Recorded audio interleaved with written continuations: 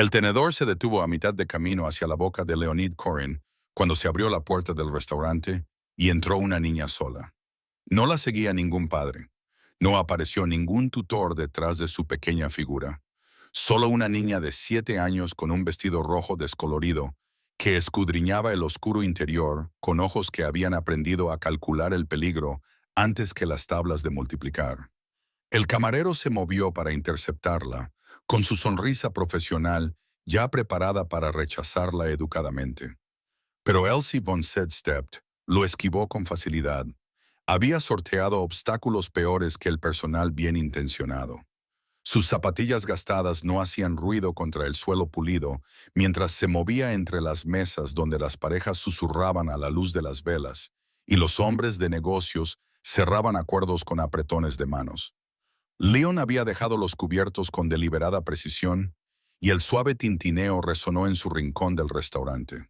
Había elegido esta mesa por su posición estratégica, de espaldas a la pared, con una vista clara de todas las entradas y cerca de la puerta de servicio. Esa noche, esos instintos sirvieron para un propósito diferente, ya que siguió el decidido avance de la niña. Los demás comensales aún no se habían dado cuenta, demasiado absortos en sus propios mundos, cuidadosamente construidos. Una mujer se rió de algo que dijo su acompañante mientras se ajustaba los pendientes de diamantes. Una pareja de ancianos compartía un tiramisú en un cómodo silencio. El pianista de la esquina pasó a tocar algo melancólico que encajaba con el sonido de las olas lejanas contra la costa rocosa de Monterrey. Elsie se detuvo en su mesa sin invitación, con sus pequeñas manos agarrando una bolsa de tela que se abultaba con el peso de las monedas. No miró a su alrededor nerviosamente ni dudó de su elección. Había tomado su decisión antes de cruzar la puerta y los niños que vivían con monstruos aprendían a no perder el tiempo con vacilaciones. Leonid la observó con la misma intensidad con la que abordaba las negociaciones comerciales en las que se movían millones. La sencilla goma para el pelo apenas contenía su enmarañado cabello. La mancha de suciedad en su mejilla izquierda tenía la forma de una huella dactilar. La forma en que sus omóplatos presionaban contra la fina tela de su vestido, como si le hubieran cortado las alas antes de que se formaran por completo. Dejó la bolsa sobre su servilleta de lino blanco. El gesto fue formal, a pesar del temblor de sus dedos. La tela era casera, cosida con hilos desiguales en un patrón que sugería el proyecto de manualidades de una niña. Cayó con un suave golpe que, de alguna manera, tenía más peso del que su presencia física justificaba. «Si te pago, ¿puedes ahuyentar a los monstruos de mi casa?» Su voz sonó firme, ensayada, como si hubiera ensayado ese momento frente al espejo hasta que las palabras dejaran de temblar.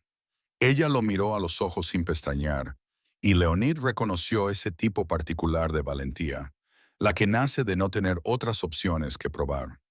La pregunta quedó suspendida en el aire entre ellos, mientras el restaurante continuaba con su ritmo ajeno a todo. Un camarero rellenó las copas de vino de una mesa cercana. Alguien pidió la cuenta.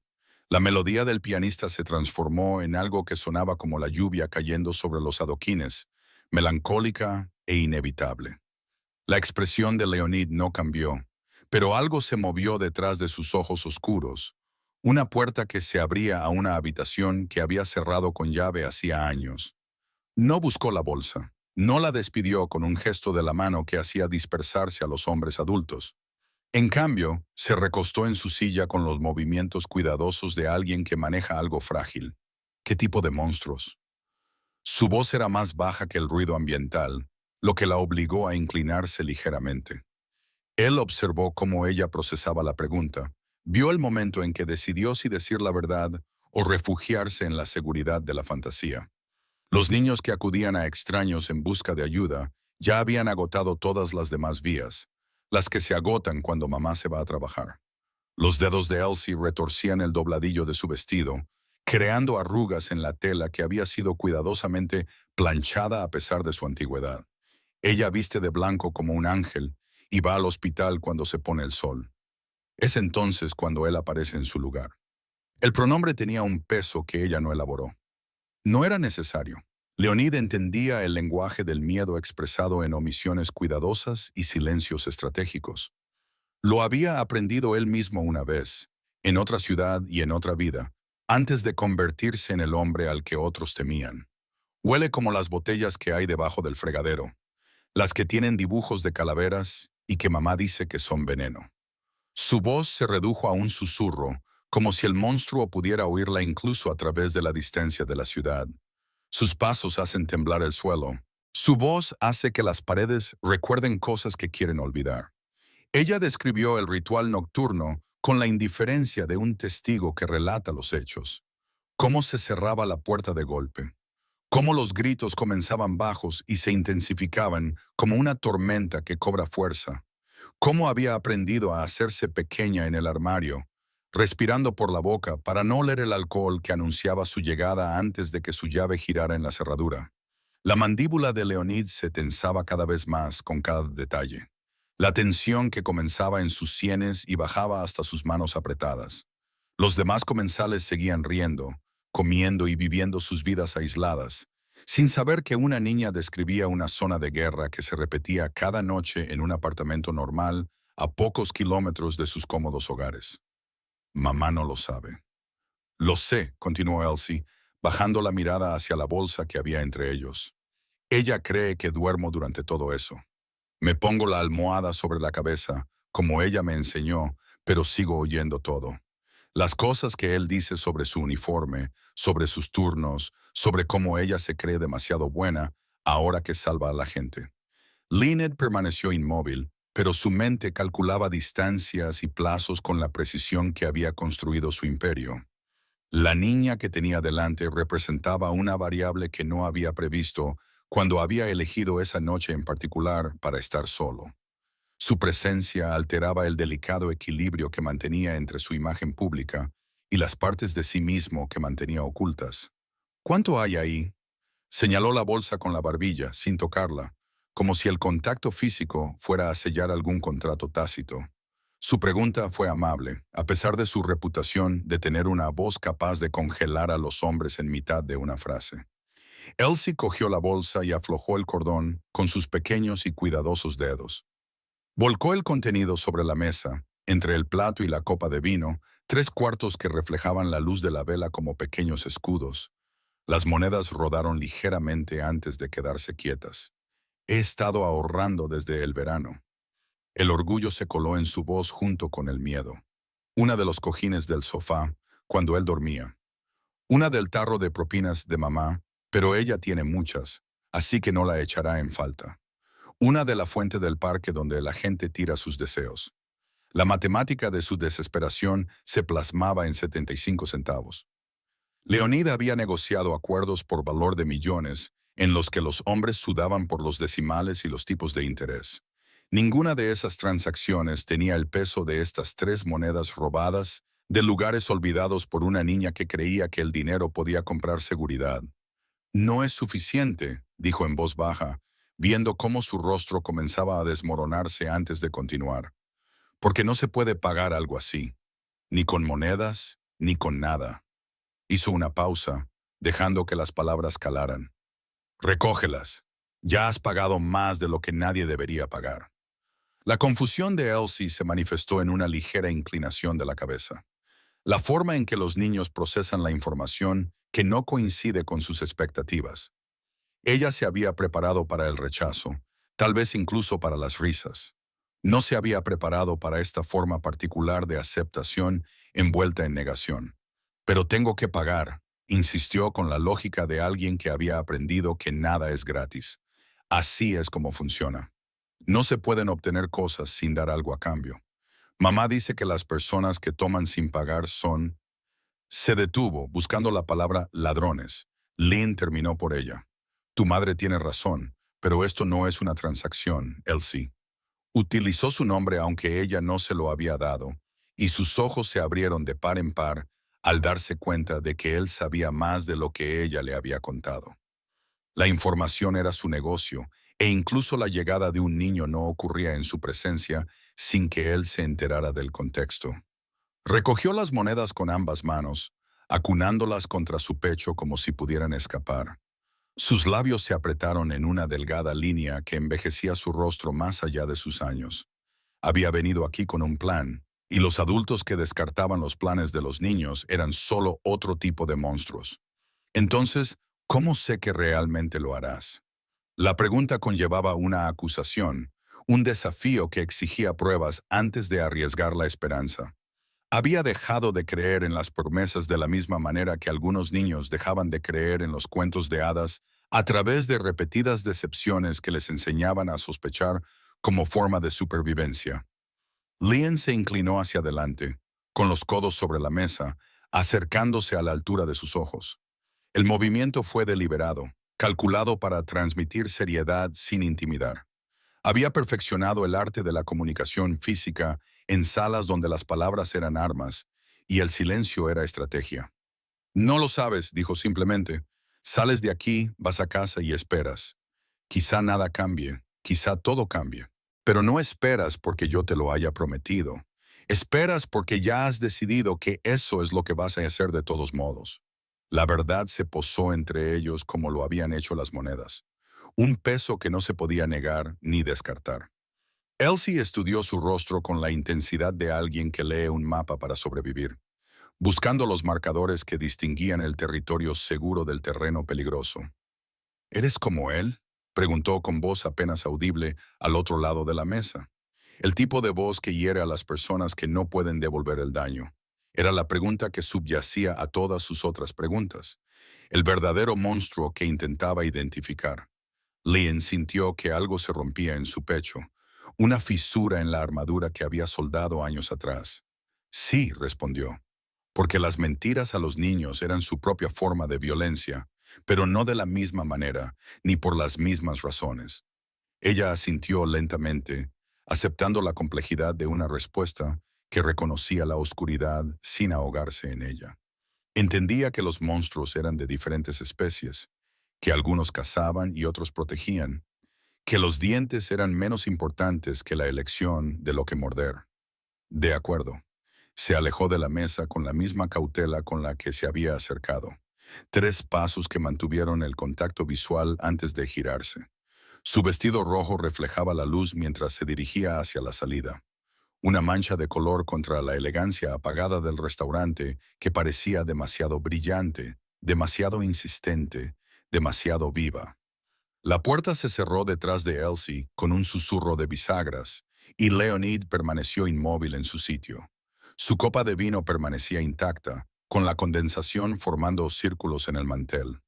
Su cena hacía tiempo que se había enfriado, pero la comida había dejado de tener importancia en el momento en que unas pequeñas manos habían depositado la esperanza en su mesa disfrazada de monedas. El camarero se acercó vacilante, interpretando la peligrosa quietud en la postura de su mejor cliente. «Señor, le traigo pasta fresca. ¿Quizás otra cosa?» La oferta quedó sin respuesta mientras Leonid miraba fijamente el lugar donde había estado la niña y le había pedido que luchara contra monstruos que ella no podía nombrar, salvo por sus efectos. No. Esa única palabra tenía un carácter definitivo que hizo que el camarero se retirara. Liebd cogió su copa de vino y la dejó sobre la mesa sin beber.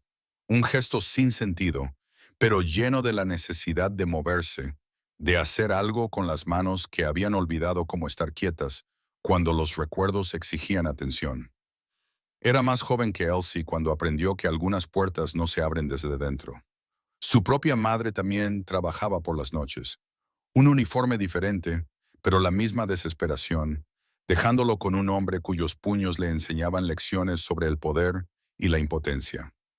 El apartamento era más pequeño, la ciudad más ruidosa, pero las matemáticas del miedo eran universales y atemporales. El pianista terminó su actuación y comenzó a recoger, y el silencio repentino se hizo más notable que la música. Las conversaciones en otras mesas llenaban el vacío con ruidos sin sentido. Planes de vacaciones, quejas sobre negocios, chismes sobre personas cuyos problemas solo existían en el estrecho margen de los privilegiados. El teléfono de Leonid vibró contra su pecho. La vibración lo devolvió al presente, donde había territorios que gestionar y deudas que cobrar. Lo ignoró. que esperaran, que el imperio se gestionara solo por una noche mientras él se sentaba con el fantasma de un niño que lo había mirado y había visto posibilidades en lugar de miedo. El gerente apareció a una distancia respetuosa, con el ceño fruncido por la preocupación al ver la comida intacta. Señor Corbin, ¿está todo bien? ¿Ha habido algún problema con...? Hizo un gesto vago hacia el plato, hacia la mesa, hacia la interrupción que todos habían fingido no notar. Una niña se acercó a mi mesa. La voz de Leonid era firme, incluso conversacional, pero algo en su tono hizo que el gerente se enderezara. Vestido rojo, 7 años, sola. Usted la vio entrar. Recordará si vuelve. Siempre tendrá una mesa para ella. Lo que necesite, lo cargará a mi cuenta. La instrucción era clara. La autoridad detrás de ella incuestionable. El gerente asintió rápidamente, tomando nota mentalmente sobre la formación del personal y los protocolos. No era habitual que los niños entraran solos en su establecimiento, pero ahora lo había hecho uno, y eso la hacía importante de una manera que no requería más explicaciones. Leonid se levantó, dejando sobre la mesa dinero en efectivo que cubría tanto su comida como la garantía de que no se harían preguntas. Sus movimientos eran mecánicos mientras se ponía el abrigo, abrochando cada botón con la misma precisión que ponía en cada acción. El control era la ilusión que vendía, pero esa noche parecía más frágil de lo habitual. Afuera, el aire de Monterrey traía sal y frío, ese tipo de frío costero que se filtraba a través de las telas caras y se instalaba en los huesos. Su coche esperaba en la acera, con el conductor alerta, pero Leonid le había hecho un gesto para que se marchara. Necesitaba caminar. Necesitaba el movimiento físico para procesar lo que no podía resolver estando sentado. Las calles se extendían vacías ante él, iluminadas por farolas que convertían la niebla en gasa. Sus pasos resonaban contra los escaparates cerrados y las ventanas oscuras donde las familias vivían sus vidas normales. En algún lugar de esta ciudad, Elsie Vaughn se dirigía a casa para esperar a los monstruos, confiando en un extraño porque se había quedado sin alternativas. Él se había labrado su reputación siendo el monstruo que otros temían. El nombre susurrado como advertencia, la presencia que despejaba las habitaciones y ponía fin a las discusiones. El poder era su moneda de cambio, el respeto se ganaba mediante un cuidadoso cultivo del peligro. Pero una niña había mirado más allá de todo eso y solo había visto a un hombre que podría ser capaz de protegerla. No se le escapaba la ironía de que la violencia al servicio del miedo pudiera redirigirse hacia la seguridad, que las mismas manos que rompían también pudieran proteger. La maquinaria de su imperio funcionaba con intimidación y control, cuidadosamente equilibrada para mantener el orden mediante la amenaza de consecuencias. Una niña le había pedido que reutilizara esa maquinaria con fines diferentes. Su teléfono volvió a vibrar, insistentemente. Lo sacó y vio que se acumulaban los mensajes, asuntos que requerían decisiones, situaciones que exigían su atención. El mundo que había construido no dejaba de girar porque una niña le hubiera ofrecido 3 monedas y le hubiera pedido ayuda. Los negocios eran los negocios, y los negocios continuaban. Pero él no respondió. Todavía no. En cambio, se quedó de pie en un acantilado con vistas al Pacífico, donde las olas rompían contra las rocas con una violencia perpetua que, de alguna manera, sonaba a paz. Al océano no le importaban los territorios ni los acuerdos, ni la cuidadosa arquitectura del poder. Simplemente era implacable e indiferente. Leonid pensó en el armario donde se escondía Elsie, con la almohada apretada contra sus pequeñas orejas, respirando por la boca para evitar el olor del peligro que se acercaba. Pensó en el armario de su propia infancia. Un lugar diferente, pero con el mismo propósito, donde había aprendido que la seguridad era algo que uno mismo construía porque nadie venía a salvarte. Quizás eso era lo que ella había reconocido en él, no al monstruo, sino al superviviente. La parte que recordaba lo que significaba contar las grietas del techo mientras esperaba a que pasara la tormenta. La parte que se había prometido a sí misma décadas atrás en otro armario que algún día sería lo suficientemente fuerte como para que nadie pudiera volver a asustarlo. Había cumplido esa promesa. Ahora, Una niña le pedía que extendiera su protección más allá de sí mismo, que fuera la intervención que él había necesitado desesperadamente en su día, pero que nunca recibió. La mañana llegó con Leonid ya en su escritorio, la ciudad aún envuelta en la niebla costera que difuminaba la línea entre el océano y el cielo. Había pasado la noche revisando archivos que no tenían nada que ver con los negocios, registros públicos, listas de empleados de hospitales, direcciones en barrios donde la esperanza libraba batallas perdidas contra las circunstancias. Karen Veron trabajaba en el Monterey Bay General, en turnos rotativos en el servicio de urgencias. Su historial laboral mostraba una asistencia perfecta a pesar de criar sola a su hija. El expediente que su gente había recopilado incluía detalles que pintaban un retrato de agotamiento sostenido por la necesidad y un amor que se negaba a romperse. El hombre que vivía en su apartamento no figuraba en el contrato de alquiler. Dennis Kruger, desempleado desde hacía 2 años. 3 cargos por embriaguez y alteración del orden público desestimados. Una llamada por disturbios domésticos en la que Karen se había negado a presentar cargos. El patrón era familiar, predecible, el tipo de destrucción lenta que ocurría a puerta cerrada mientras los vecinos subían el volumen de sus televisores. El asistente de Leonid entró sin llamar, interpretando correctamente su estado de ánimo para saber que los protocolos normales estaban suspendidos. El equipo de vigilancia está en posición. El edificio de apartamentos tiene 12 unidades, salidas cubiertas, rotación programada cada 6 horas. El informe era eficiente, profesional, exactamente lo que había solicitado a las 4 de la mañana. Quiero solo ojos, aclaró Leonid, con una voz que transmitía el peso de una instrucción que no dejaba lugar a interpretaciones. No interfieran a menos que la niña corra peligro físico inmediato. Documenten todo, horarios, patrones, comportamiento. Necesito comprender el panorama completo antes de decidir la respuesta adecuada. El asistente asintió y se retiró, dejándolo solo con la información que transformaba a Elsie de una abstracción en una realidad concreta. Ella asistía a la escuela primaria Hawthorne. Las notas de los profesores mencionaban cansancio frecuente y moretones ocasionales que se explicaban como accidentes en el patio. El consejero escolar había señalado sus preocupaciones, pero carecía de pruebas para una intervención oficial. El fallo del sistema se documentó en un cuidadoso lenguaje burocrático que eximía a todos de responsabilidad, mientras la niña aprendía a esconderse en los armarios. Leonid entendía los sistemas. Había construido su propia versión paralela que operaba fuera de las restricciones legales, pero según reglas igual de rígidas. La justicia era un concepto con múltiples interpretaciones. Su teléfono mostraba mensajes de socios que esperaban respuestas sobre envíos y territorios.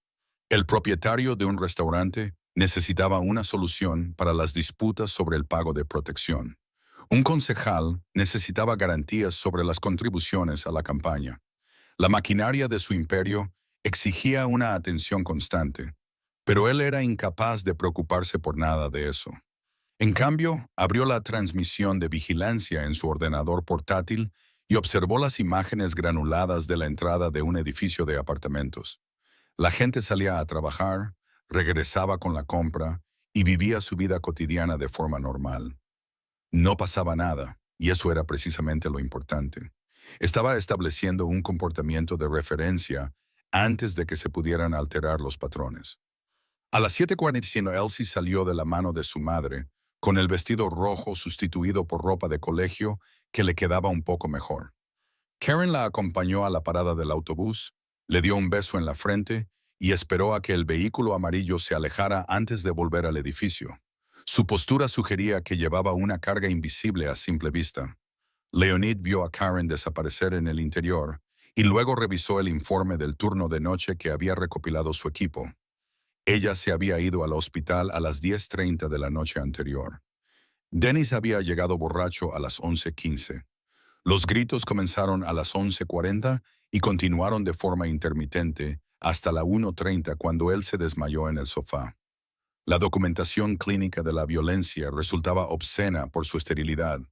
Detrás de esas marcas de tiempo, había una niña acurrucada en un rincón del armario, contando los minutos hasta que el silencio significara una seguridad temporal. Detrás de ellas había una mujer que elegía entre quedarse para proteger a su hija y trabajar para mantenerlas a ambas alimentadas y con un techo. Lynn había cerrado el portátil con fuerza controlada. Había visto cosas peores en sus años de construir poder desde la nada.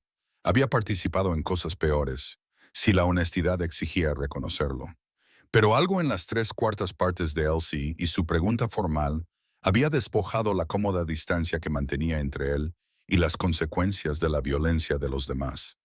Sus recuerdos de la infancia afloraron sin permiso, fragmentos que había enterrado bajo años de fuerza cuidadosamente construida. El uniforme blanco de su propia madre había sido un traje de camarera. Diferente profesión, pero el mismo agotamiento. El hombre que les había hecho daño a ambos tenía diferentes vicios, pero la misma crueldad fundamental que disfrutaba del poder sobre aquellos que no podían defenderse. Entonces era impotente, pequeño y asustado, contando los días hasta que fuera lo suficientemente grande como para tomar decisiones diferentes. Aquel niño se había prometido a sí mismo que la fuerza sería la solución, que el poder evitaría que se repitiera. Ahora tenía ambas cosas, más de lo que jamás había imaginado posible, y una niña le preguntaba si alguna de ellas podía reutilizarse para protegerla. La mañana se alargó hasta la tarde, mientras Leonid se ocupaba de los negocios legítimos que financiaban sus operaciones menos legítimas. La revisión de un contrato de transporte, el cierre de una operación inmobiliaria, una reunión de una fundación benéfica en la que desempeñó el papel de empresario reformado que devuelve a la comunidad lo que ésta le ha dado. La actuación fue impecable, como siempre, pero su mente seguía volviendo a ese edificio de apartamentos, a las imágenes de vigilancia que se actualizaban en tiempo real, a la certeza de que esta noche se repetiría el patrón de la noche anterior, a menos que algo fundamental cambiara. Dennis bebería. Karen trabajaría. Elsie se escondería. El ciclo continuaría hasta que se intensificara hasta convertirse en algo que el sistema no pudiera ignorar. Momento en el que la intervención llegaría demasiado tarde. A las 6:30, su teléfono vibró con una alerta. Dennis había entrado en el edificio con 2 bolsas de papel de una licorería. La foto de vigilancia mostraba a un hombre de unos 40 años con barriga, ropa manchada y una expresión de resentimiento. Ese era el monstruo al que Elsie le había pedido que asustara. Leonid se quedó de pie junto a la ventana de su oficina, contemplando cómo la puesta de sol teñía la bahía de tonos ámbar y sangre. La belleza le parecía una burla. La naturaleza seguía su ciclo indiferente, mientras el sufrimiento humano se desarrollaba en apartamentos y callejones. Su reflejo en el cristal mostraba a un hombre al que los demás temían. Pero esa noche solo veía al niño que había sido, indefenso y esperando que alguien se fijara en él. Su teléfono sonó con una llamada que estaba esperando. Los objetivos establecieron un patrón.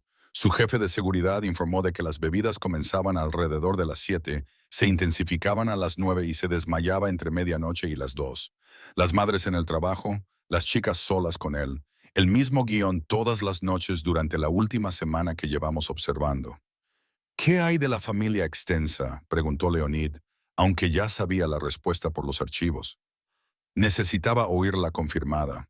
Necesitaba agotar todas las variables antes de implementar soluciones que no pudieran revertirse ni explicarse. Los padres de la madre fallecidos. Sin hermanos. Padre de las niñas desconocido. No figura en el certificado de nacimiento. Karen está aislada. No hay amigos cercanos que podamos identificar. No tiene ningún sistema de apoyo más allá de sus compañeros del hospital que desconocen su situación familiar. El clásico patrón de aislamiento controlado. La evaluación fue profesional, imparcial, fruto de años de experiencia en el reconocimiento de dinámicas depredadoras. Leon le dio las gracias y terminó la llamada. El aislamiento era estratégico. Ya fuera porque Dennis comprendía sus propias tácticas o porque simplemente seguía su instinto, cortaba el apoyo, creaba dependencia y se aseguraba de que la víctima no tuviera a dónde huir. Era el mismo patrón utilizado por los hombres que maltratan a mujeres y niños en todas las culturas y clases económicas. Pensó en Elsie entrando sola en ese restaurante, encontrándolo entre todos los demás comensales, decidiendo acercarse a pesar del miedo. Eso requería un cálculo y un valor que la mayoría de los adultos no podían reunir. Ella había evaluado sus opciones, las había encontrado inadecuadas y había decidido apostar por un desconocido que parecía lo suficientemente peligroso como para luchar contra otras cosas peligrosas. La inteligencia detrás de su elección le impresionó. Ella lo había interpretado correctamente, había reconocido que la violencia podía redirigirse, que los monstruos a veces luchaban entre sí. Había ofrecido un pago para formalizar la transacción, entendiendo instintivamente que la gente respetaba más los acuerdos comerciales que la caridad. A los 7 años demostró un pensamiento estratégico que le sería muy útil si sobrevivía lo suficiente como para utilizarlo. Su asistente llamó a la puerta y entró con una carpeta. El equipo legal había terminado la revisión. Dennis Kruger no tiene contrato de trabajo, ni contrato de alquiler, ni derecho legal a la residencia. Técnicamente, es un invitado que se ha quedado más tiempo del debido. Karen tenía derecho a desalojarlo, pero tendría que presentar una solicitud formal y esperar a que se tramitara, lo que le daría semanas para tomar represalias. Lian había terminado. El ritmo cauteloso de la ley estaba diseñado para proteger los derechos, pero a menudo dejaba expuestas a las personas vulnerables. Para cuando se tramitara el papeleo y llegaran las fechas de los juicios, el daño ya estaría hecho. El sistema funcionaba para aquellos que podían permitirse esperar con seguridad. Karen y Elsie no podían. Cogió la carpeta sin abrirla. Las opciones legales eran irrelevantes. Ya sabía que serían inadecuadas antes de solicitar el análisis. Las leyes eran herramientas para personas con recursos y tiempo. Elsie tenía 3/4 y el tiempo que tardaba la violencia en escalar de los gritos a algo peor. Hay un enfoque alternativo, continuó su asistente con cautela. Kruger tiene órdenes de arresto pendientes en Nevada. Multas impagadas, citas judiciales perdidas, una denuncia anónima a las autoridades competentes podrían dar lugar a su detención inmediata, su traslado a otro estado para ser procesado y complicaciones legales que lo mantendrían ocupado durante semanas como mínimo. Era una solución inteligente, del tipo que funcionaba dentro de la legalidad técnica y al mismo tiempo lograba los resultados deseados. Leonid lo consideró, haciendo cálculos sobre la eficacia y la sostenibilidad. Las órdenes judiciales eliminarían a Dennis temporalmente, pero lo temporal no era suficiente. Los hombres como él siempre volvían, a menos que se les diera una razón de peso para mantenerse alejados. ¿Y las oportunidades de empleo?, preguntó Leon. Algo que requiera un traslado inmediato, un compromiso a largo plazo, demasiado lucrativo como para rechazarlo. Pensaba en proyectos de construcción en Alaska, rotaciones en plataformas petrolíferas, puestos que pusieran una distancia significativa entre Dennis y Monterrey. Su expresión de ayuda se transformó en comprensión. Tenemos un proyecto de desarrollo en Dakota del Norte. Construcción de viviendas para trabajadores del sector energético. Escasez de mano de obra. Necesidad inmediata. Paquete de prestaciones completo. Alojamiento in situ incluido. El contrato requiere un compromiso mínimo de 6 meses. Podríamos organizar una oferta a través de canales legítimos, hacer que parezca una oportunidad y no algo planeado. Las piezas encajaron en una solución elegante. Dennis vería una oportunidad donde otros veían manipulación. El orgullo le haría aceptar. La oportunidad de demostrar su valía, de escapar de su situación actual y afirmar que era una elección y no un fracaso. Dejaría atrás a Karen y Elsie sin admitir que le habían manipulado para que se marchara. «Haz que suceda», ordenó Leonid. «Pero quiero que se verifique su llegada y su presencia continuada. Si intenta regresar antes de tiempo, necesito que me lo notifiquen inmediatamente». La amenaza tácita flotaba entre ellos. Si este enfoque fallaba, se aplicarían otras medidas menos amables. Su asistente se marchó con la eficiencia que lo hacía tan valioso. Lian había vuelto a la ventana, donde la oscuridad total había sustituido a la puesta de sol. Las luces de la ciudad se reflejaban en la bahía como estrellas dispersas. En algún lugar de esa constelación de edificios, Elsie probablemente ya estaba en su armario, con las manos sobre los oídos, esperando a que los gritos se convirtieran en un silencio inconsciente. La intervención que estaba orquestando tardaría días en llevarse a cabo. Comprobaciones de antecedentes para mantener la autenticidad, preparación de contratos, el cuidadoso teatro del reclutamiento que parecía casual. Días durante los cuales continuaría el patrón nocturno, durante los cuales una niña se escondería y esperaría que el extraño al que había pagado 3/4 hubiera escuchado su petición. Él no le había prometido nada, no le había dado ningún plazo ni garantía. Eso era deliberado. Las promesas creaban expectativas, y las expectativas conducían a la decepción cuando la realidad no estaba a la altura. Pero también le había dicho que esperara, que confiara en que tal vez todo cambiaría. Eso implicaba un compromiso, incluso sin una promesa explícita. La llamada de reclutamiento llegó el miércoles por la mañana. Dennis contestó el teléfono con la voz ronca de alguien que estaba durmiendo para recuperarse de la borrachera de la noche anterior. Lynn escuchó la conversación grabada más tarde y oyó a su empleado presentar la oportunidad con un equilibrio perfecto entre urgencia y atractivo. El puesto comienza el lunes. Bonificación por aceptación inmediata. Transporte organizado. El escepticismo de Dennis era audible a pesar de su resaca. ¿Por qué yo? Hace años que no trabajo en la construcción. La pregunta transmitía la sospecha que le producía saber que no había conseguido la buena suerte por esfuerzo o mérito. Los hombres que habían dejado de intentarlo reconocían cuando las circunstancias superaban la suerte razonable. Su nombre nos llegó a través de referencias de contratistas. El reclutador mintió con soltura. Los proyectos están retrasados. Estamos contactando con cualquier persona con experiencia relevante. Francamente, estamos desesperados. Nos haría un favor. La psicología era perfecta, apelando al ego mientras se explicaba la conveniencia del momento. Leonid oyó a Dennis gruñir, luego un movimiento que sugería que se estaba levantando, probablemente para mirar alrededor del apartamento que representaba su estancamiento. ¿Cuál es la paga? El cambio de la sospecha al interés era palpable.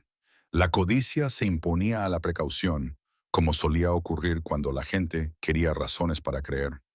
El reclutador mencionó una cifra generosa, pero no sospechosa. Luego añadió detalles sobre el alojamiento y los planes de comidas.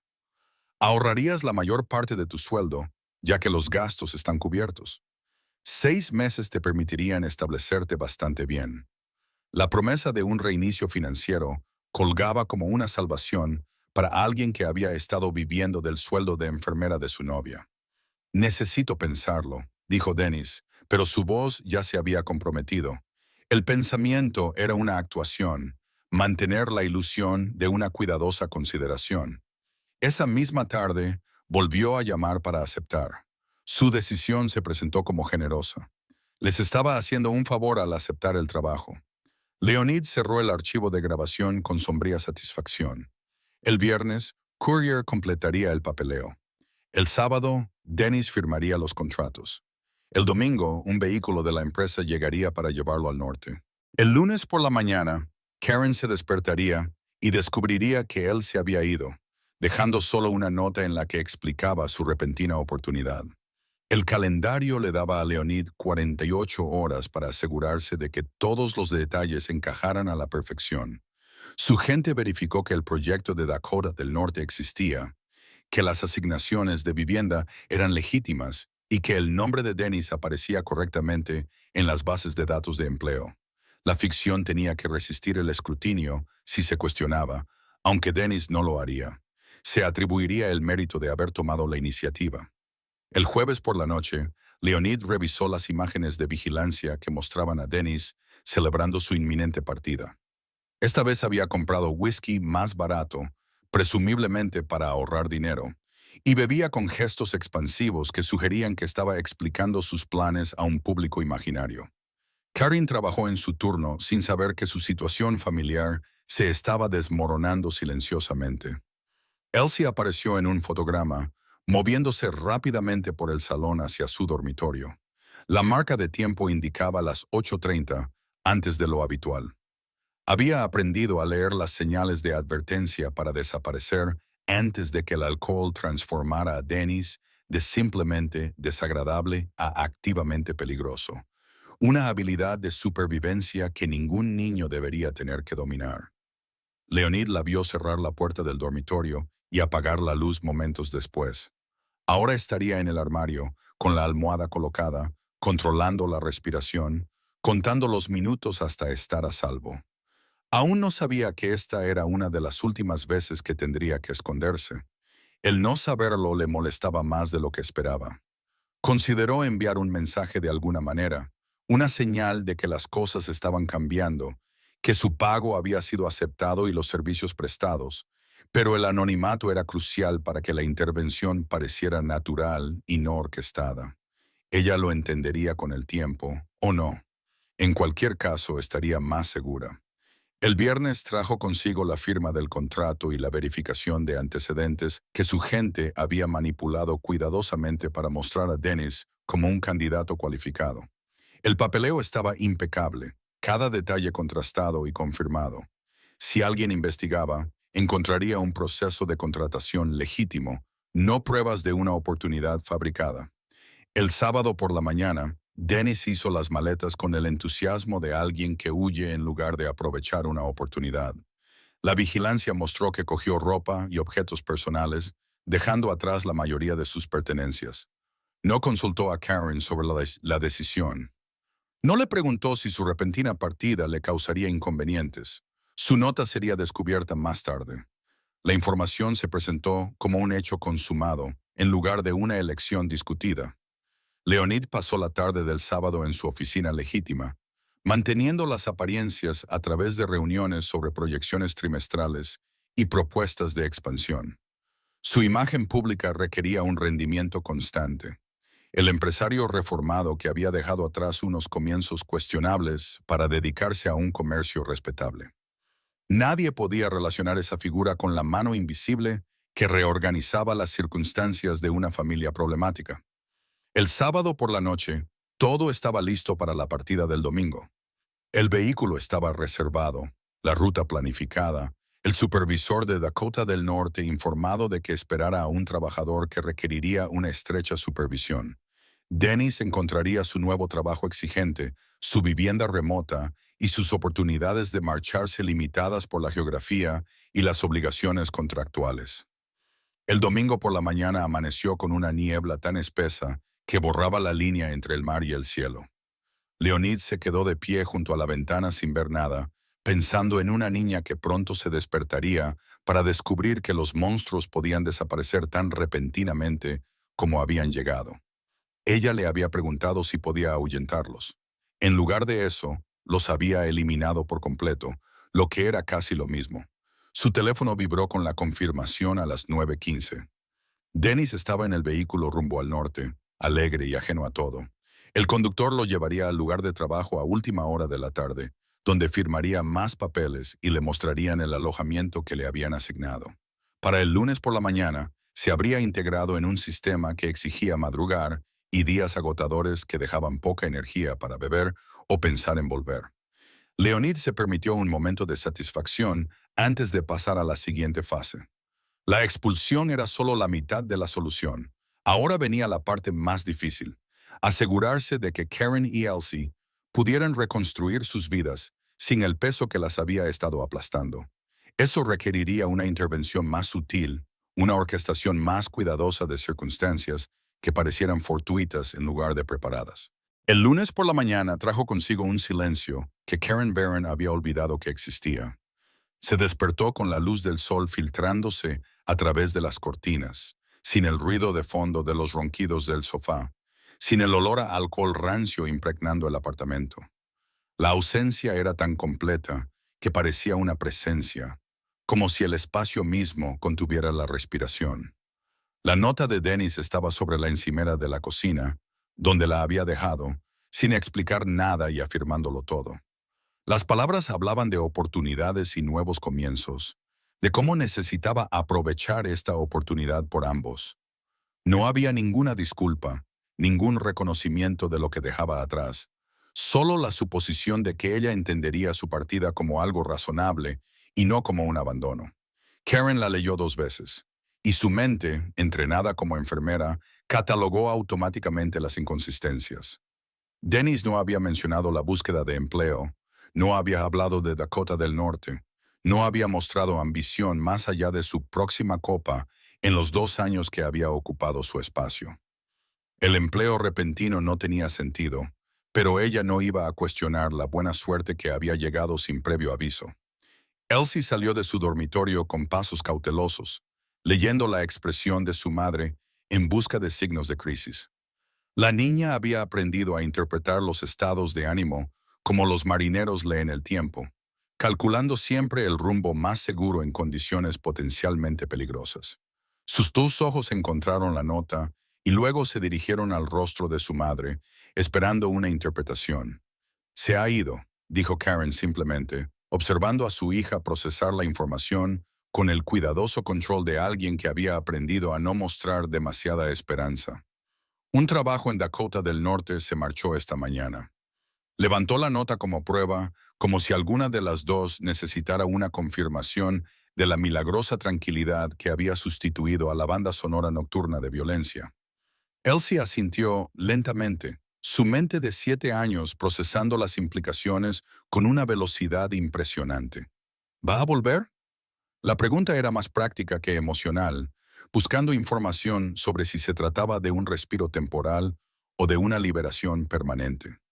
Había sobrevivido lo suficiente como para saber que las cosas buenas a menudo se invierten sin previo aviso. No lo sé, respondió Karen con sinceridad, negándose a hacer promesas que no podía garantizar. La nota dice que como mínimo 6 meses, quizá más. Lo iremos viendo sobre la marcha. Abrazó a su hija, sintiendo cómo el pequeño cuerpo se relajaba poco a poco contra ella, la tensión disolviéndose por etapas como el hielo que se derrite bajo un sol vacilante. Desayunaron juntas sin prisas, sin la hipervigilancia que solía acompañar sus mañanas. Karen hizo tortitas con forma de estrellas, algo para lo que no había tenido energía en meses. Elsie comió despacio, saboreando cada bocado como si quisiera grabar el sabor de la paz en su memoria para futuras necesidades. Esa tarde, en el hospital, los compañeros de Karen notaron el cambio en su actitud antes de que ella dijera nada. «Pareces más tranquila», le comentó una de las otras enfermeras durante el cambio de turno. «Buen fin de semana». La pregunta fue casual, pero Karen percibió la preocupación subyacente de quienes habían sido testigos de su progresivo deterioro durante los últimos 2 años. Les contó la marcha de Dennis con cuidadosa neutralidad, sin querer suscitar preguntas sobre por qué su marcha le parecía más un rescate que una pérdida. Le felicitaron con alivio, confirmando lo que ella sospechaba, que su situación había sido más evidente de lo que esperaba, que la gente se había dado cuenta y se había preocupado sin saber cómo intervenir. La semana pasó en una incrédula suspensión. Karen esperaba que cayera el otro zapato, que Dennis llamara, borracho y enfadado, exigiéndole que le enviara dinero para volver, pero las llamadas nunca llegaron. Su teléfono permaneció en silencio, salvo por las citas del hospital y los recordatorios del colegio de Elsie. La ausencia de crisis era tan desconocida que resultaba casi amenazadora. El viernes, se permitió creer que el cambio podría ser permanente. Limpió el apartamento a fondo, borrando los rastros de ocupación que la habían hecho sentir como una invitada en su propia casa. Las pertenencias de Dennis fueron a parar a cajas que guardó en el sótano del edificio, accesibles si fuera necesario, pero alejadas de su entorno inmediato. Elsie ayudó con la limpieza, atacando el polvo y el desorden con la feroz determinación de alguien que reclama su territorio. Fregó los zócalos y organizó los armarios, transformando el espacio de simplemente limpio a realmente renovado. El armario donde se había escondido se convirtió en un almacén de juegos de mesa, y su propósito pasó de ser un refugio a un lugar de recreo. El sábado llegó un sobre entregado por courier a su edificio. Karen lo abrió y encontró una carta formal de la oficina administrativa del Monterey Bay General. Era una notificación de que un donante anónimo Había creado un fondo de becas para la formación continua del personal de enfermería. Ella había sido seleccionada como una de las primeras beneficiarias por su rendimiento laboral y su antigüedad. La beca cubría la matrícula de cursos de certificación avanzada, libros de texto e incluso los gastos de guardería durante el horario de clase. La cantidad era lo suficientemente generosa como para cambiarle la vida, pero no tan excesiva como para resultar sospechosa. Karen leyó la carta 3 veces, buscando trampas o condiciones, pero no encontró nada más allá del requisito de mantener su situación laboral actual. No se cuestionó el momento, ni se preguntó por qué la buena suerte había decidido de repente fijarse en su existencia. Las personas que habían vivido al límite de la supervivencia aprendían a aceptar los regalos inesperados sin pensar demasiado en su origen. El universo le había quitado algo y lo había sustituido por algo mejor.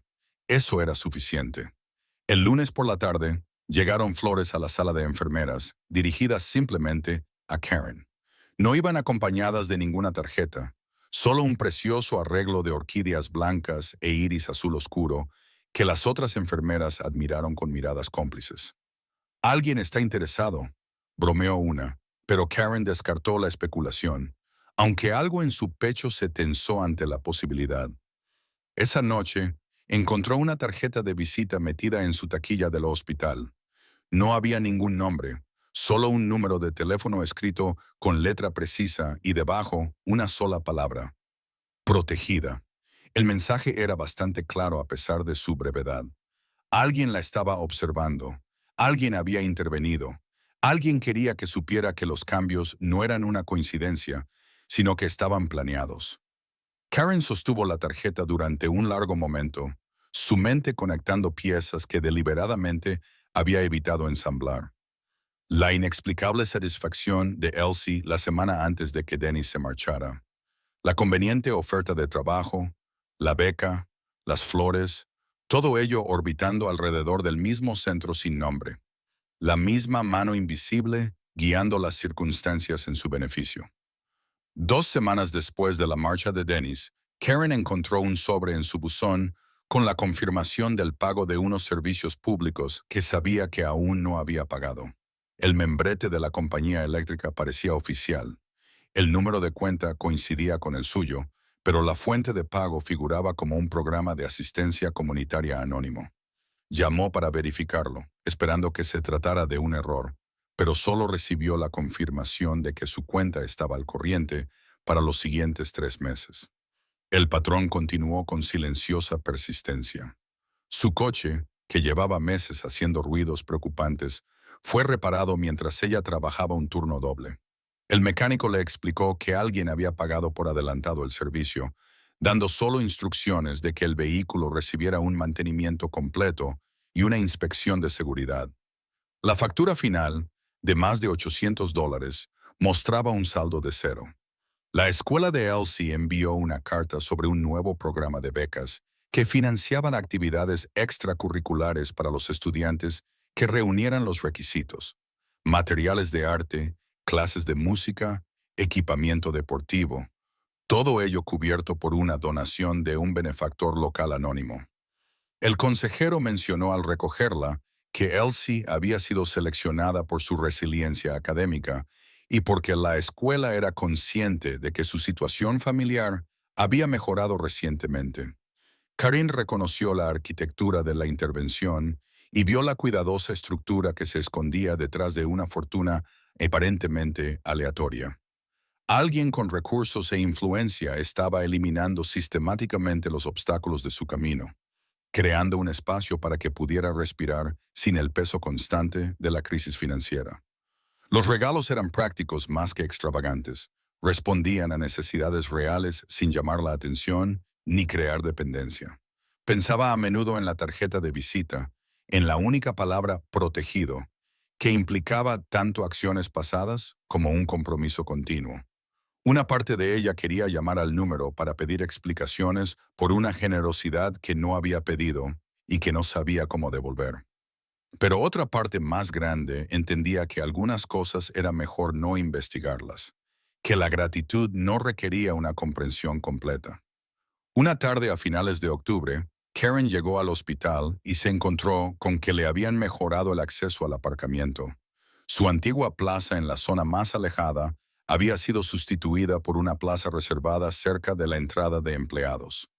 Seguridad le explicó que, por razones de seguridad, se estaba dando prioridad de aparcamiento al personal senior con un historial ejemplar. Su nombre figuraba en la lista proporcionada por la administración. Las pequeñas consideraciones se acumularon y se tradujeron en mejoras significativas en su calidad de vida. Ya no tenía que pasar 20 minutos caminando por aparcamientos oscuros después de turnos agotadores. Podía permitirse comprar comida sin tener que calcular cada artículo en función de su presupuesto restante. Elsie tenía material de arte y una canasta de baloncesto que reunía a los niños del barrio. Las risas de su hija sustituían al silencio que había impuesto el trauma. Pero Karen también se fijó en otras cosas. El sedán negro que aparecía periódicamente cerca de su edificio, nunca amenazante, pero claramente presente. La forma en que algunos comerciantes la saludaban con especial cordialidad, como si la hubieran marcado como alguien que merecía una consideración especial. La red invisible que la apoyaba tenía un peso y un alcance que iban más allá de los pagos anónimos. Ella entendía lo que eso significaba. ¿Qué tipo de persona exigía ese nivel de ayuda organizada? La palabra mafia nunca entró en sus pensamientos conscientes, pero la comprensión existía bajo el lenguaje, en el reconocimiento de que los canales legales no se movían con ese tipo de eficiencia o atención integral. Alguien ajeno a los sistemas convencionales había decidido que ella era importante.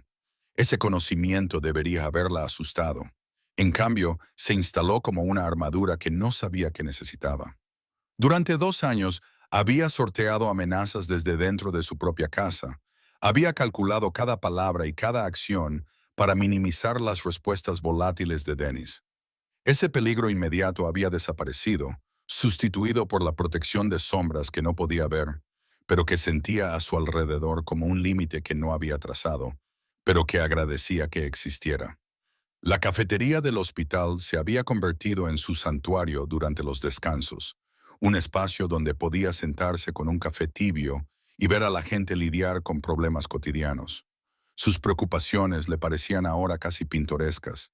El dinero del almuerzo olvidado, los conflictos de horarios, las pequeñas quejas sobre las plazas de aparcamiento. A veces les envidiaba. A esos compañeros que nunca habían tenido que medir sus palabras ante la posibilidad de violencia, que volvían a casa a una seguridad predecible en lugar de a un caos calculado. Las otras enfermeras habían empezado a incluirla en sus planes sociales con más frecuencia, como si su nueva estabilidad la hiciera accesible de una manera que antes no lo era. El café después de los turnos se convirtió en invitaciones a cenar. Menciones casuales de clubes de lectura y grupos de senderismo los fines de semana. Karen aceptaba de forma selectiva, probando las aguas de la normalidad como alguien que aprende a nadar. Después de años de saber solo cómo mantenerse a flote, descubrió que disfrutaba de su compañía cuando no estaba constantemente calculando estrategias de salida o vigilando su teléfono en busca de alertas de crisis. Su propio reflejo había comenzado a cambiar de formas que trascendían la ausencia del agotamiento inducido por el estrés.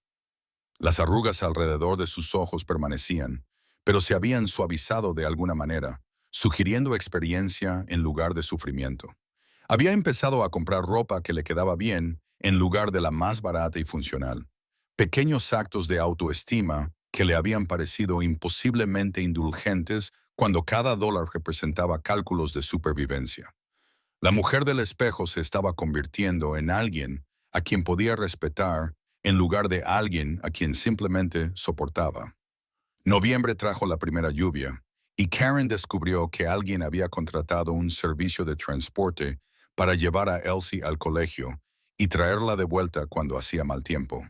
El conductor se presentó con un documento de identidad con fotografía y una carta en la que explicaba que formaba parte de un programa de apoyo a las familias de los empleados del hospital. Elsie aceptó el acuerdo con la adaptabilidad que muestran los niños cuando la vida mejora.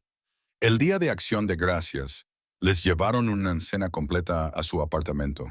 Pavo, guarniciones, postre, todo perfectamente preparado. La nota que lo acompañaba solo decía, de parte de los agradecidos miembros de la comunidad. Karen y Elsie comieron en su pequeña mesa, solo ellas dos, pero sintiéndose menos solas de lo que se habían sentido en años. Diciembre llegó con sus retos particulares, los gastos de las fiestas, los costes de calefacción en invierno, la presión de mantener la normalidad durante una temporada en la que se celebraba la familia y la abundancia.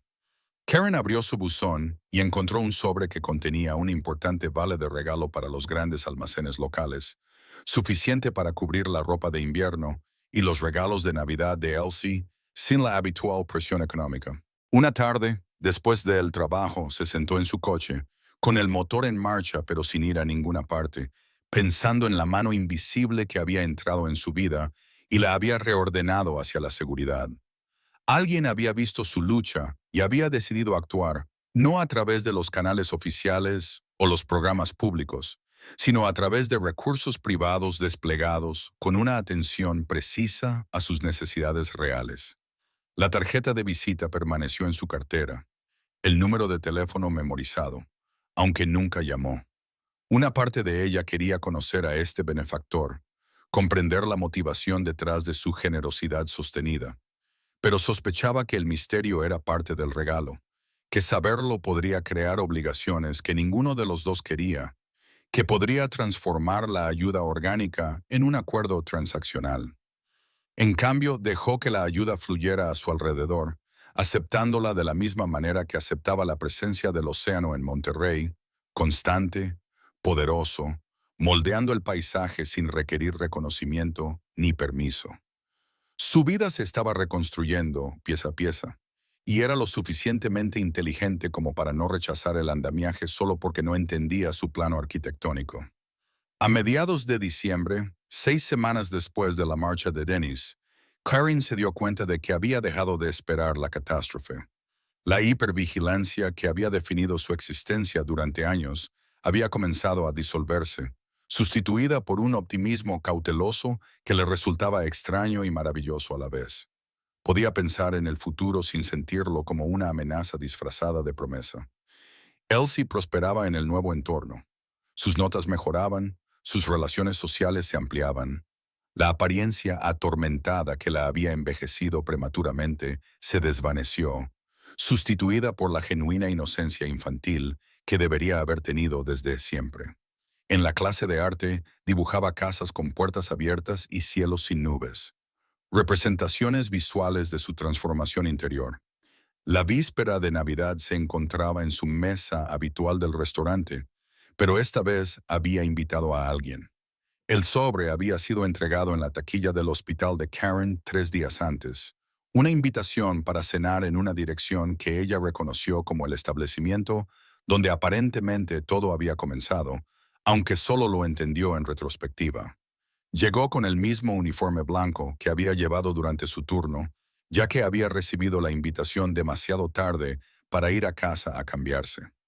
La anfitriona la saludó por su nombre y la condujo a la mesa de la esquina, donde un hombre esperaba sentado, con su traje oscuro y su postura controlada, lo que lo identificaba como alguien acostumbrado a llamar la atención sin esfuerzo. Leonid se puso de pie cuando ella se acercó, un gesto de respeto que la sorprendió. De cerca, era más joven de lo que ella esperaba, quizás solo unos años mayor que ella.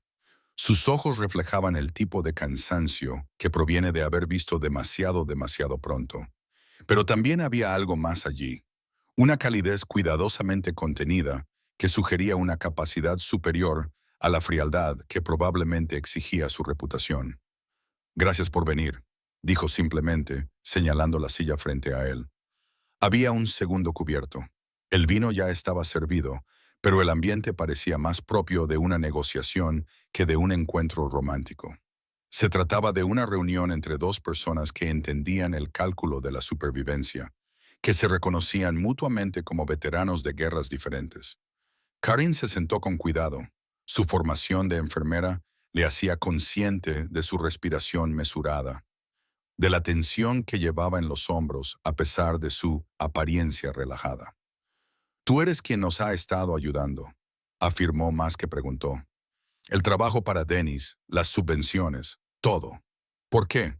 Tu hija me pidió que ahuyentara a sus monstruos. Leonid respondió, con una voz lo suficientemente baja como para que las conversaciones circundantes no pudieran interceptarla. Ella me ofreció 3/4. Le dije que ya había pagado lo suficiente. La explicación era completa e insuficiente, como resumir un océano describiendo el agua. Karen asimiló esto, su mente conectando los puntos entre la inexplicable satisfacción de Elsie esa semana y el desmantelamiento sistemático de su vida anterior. Había venido sola. La madre que había en ella se estremeció ante el peligro que había corrido su hija, aunque la superviviente que había en ella reconocía la lógica desesperada que había detrás. Era valiente, dijo Leonid, y estratégica. Eligió correctamente. No soy el tipo de hombre que hace daño a los niños. La distinción era importante. El reconocimiento de que era peligroso, pero con un objetivo, capaz de violencia, pero no indiscriminado. Quería que ella entendiera la naturaleza de lo que la protegía. Se sentaron en silencio mientras Karen procesaba la información, con las manos envueltas alrededor de la copa de vino sin beber. Debería tenerte miedo, dijo finalmente. Debería coger a mi hija y desaparecer, porque aceptar la ayuda de alguien como tú tiene un precio que no puedo pagar. Deberías hacerlo, coincidió Leonid, pero no lo harás porque eres lo suficientemente inteligente como para reconocer que lo que te ofrezco no tiene precio. No estoy creando una deuda ni esperando un reembolso. Estoy cerrando un círculo que comenzó hace décadas en otra ciudad, donde un niño se escondía en los armarios y esperaba a que alguien se diera cuenta de que necesitaba que lo salvaran. Nadie vino, ahora yo puedo ser esa persona para otra persona. Su honestidad era desarmante. La vulnerabilidad que se escondía bajo su exterior controlado solo era visible porque él lo permitía. Karim vio al niño que había sido en el hombre en el que se había convertido. Reconoció la herida que nunca había sanado del todo, a pesar del poder que había acumulado a su alrededor como tejido cicatricial. ¿Qué pasa ahora?, preguntó. Dennis se ha ido. Estamos estables. Has hecho lo que mi hija te pidió. ¿Esto termina aquí? Una parte de ella esperaba que sí, que pudieran volver a la vida normal sin la complejidad de una conexión continua. Pero la mayor parte ya sabía la respuesta antes de que él hablara. Eso depende de lo que tú quieras, dijo Leonid con cautela. Puedo dar un paso atrás, mantener la distancia, asegurarme de que los sistemas de apoyo sigan funcionando sin requerir tu conocimiento o participación. O podemos reconocer que aquí hay algo más allá del pago de la deuda, que dos personas que entienden la supervivencia podrían beneficiarse de saber que la otra existe en el mundo. Karin sintió el peso de la elección que él le ofrecía. Seguridad con anonimato frente a conexión con complicaciones. Pensó en Elsie, en la vida que estaban construyendo. En sí había espacio en ella para alguien cuya protección venía envuelta en sombras y una historia tácita. La respuesta la sorprendió por su simplicidad. Creo, dijo lentamente, que me gustaría conocer a la persona que nos salvó.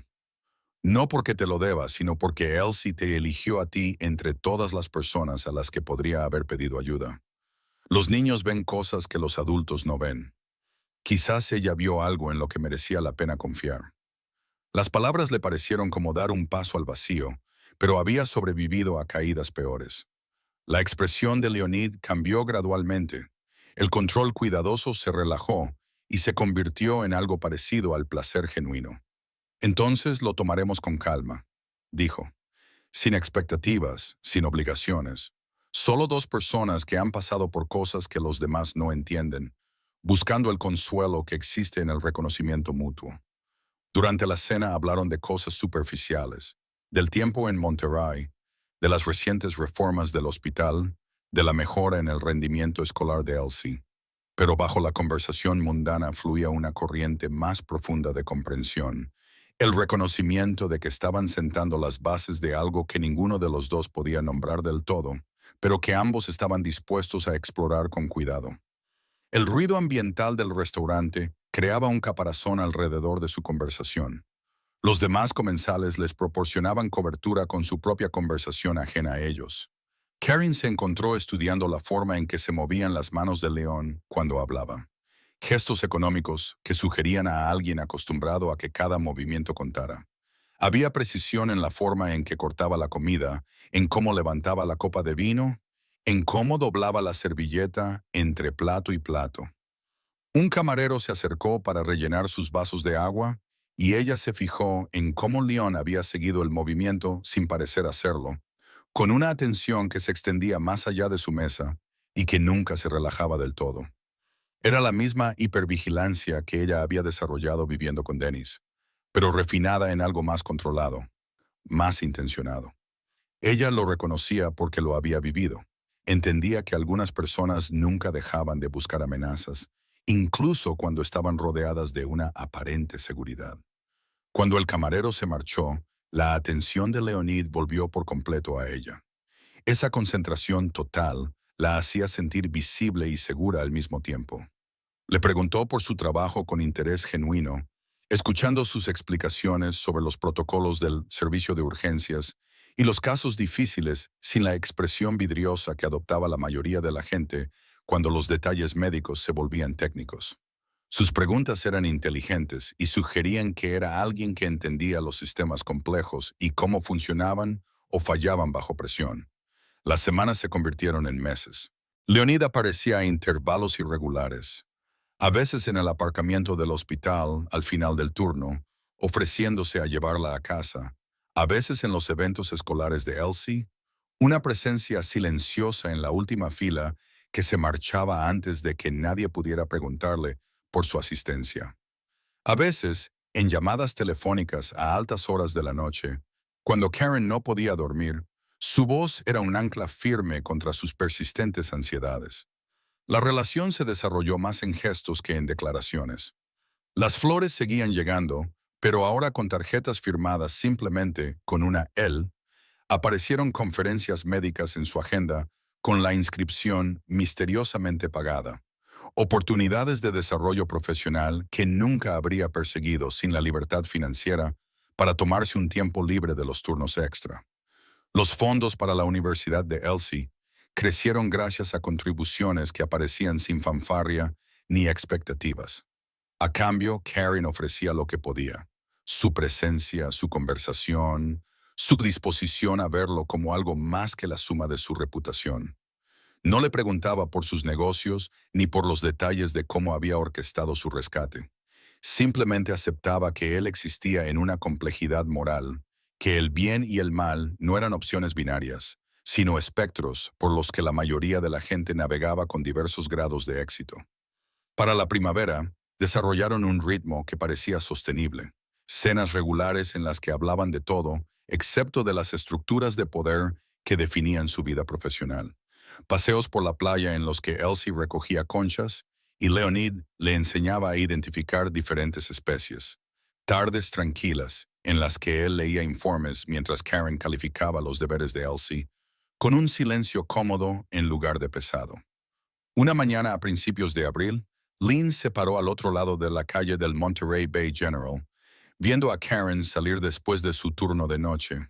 El amanecer pintaba el cielo con tonos rosados y dorados, el tipo de mañana que prometía renovación. Elsie corrió hacia su madre desde el coche en el que su chofer la había recogido en casa de una amiga. Su reencuentro era un retrato de amor sin complicaciones.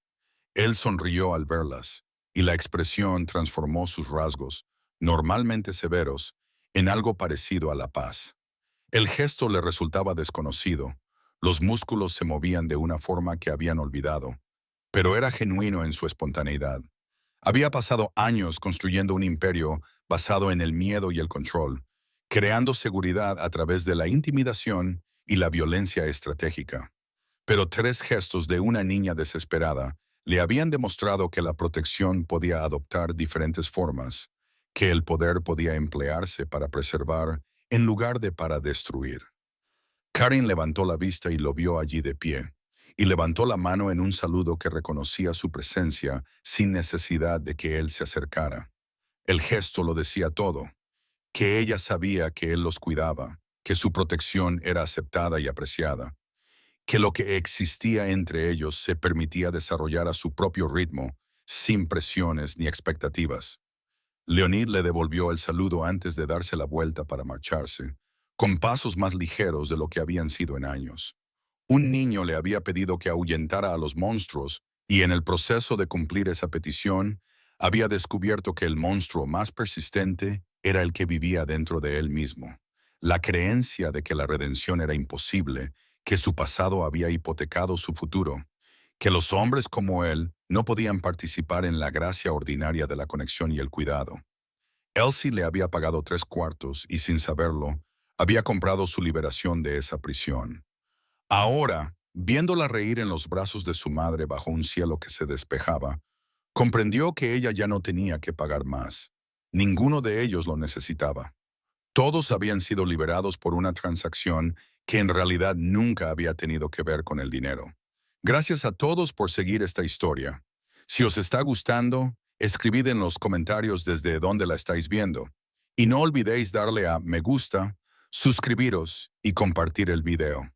Vuestro apoyo lo es todo para mí y me ayuda a seguir trayéndoos estas historias.